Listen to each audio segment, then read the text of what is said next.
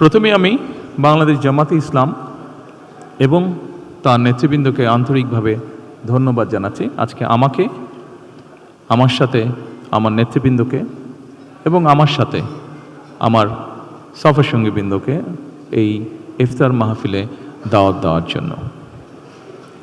সম্মানিত সকল নেতৃবৃন্দ, উপস্থিতিবৃন্দ, আজকে এখানে শুধু আমি নই, এখানে শুধু বাংলাদেশ জামাতে ইসলামের নেতৃবৃন্দ বা কর্মীবৃন্দই নয়, আমাদের বাইরেও এখানে অন্যান্য আরও রাজনৈতিক দলের নেতৃবৃন্দ আছেন।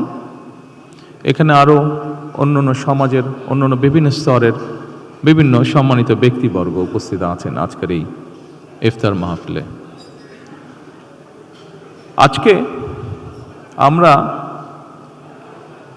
একটি গুরুত্বপূর্ণ সময়ে সকলে এখানে একত্রিত হয়েছি। দেশের একটি গুরুত্বপূর্ণ সময়। কিছুদিন আগে দেশে নির্বাচন হয়েছে। এই নির্বাচনের মাধ্যমে গণতন্ত্রের যাত্রা শুরু হয়েছে।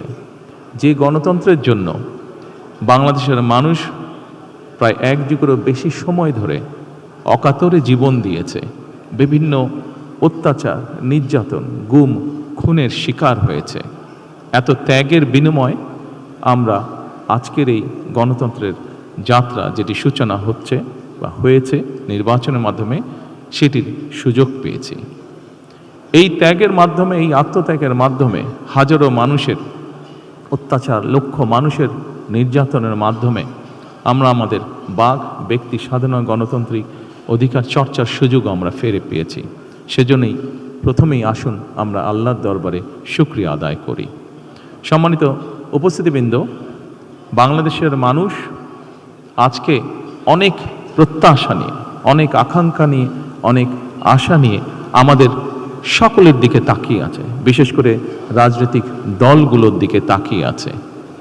আজকে আমাদের এই ইফতার মাহফিলে আসুন আমরা আল্লাহর নামে শপথ গ্রহণ করি যে আমাদের আগামী দিনের কাজগুলো হবে এই দেশের মানুষের ভাগ্য পরিবর্তনের জন্য।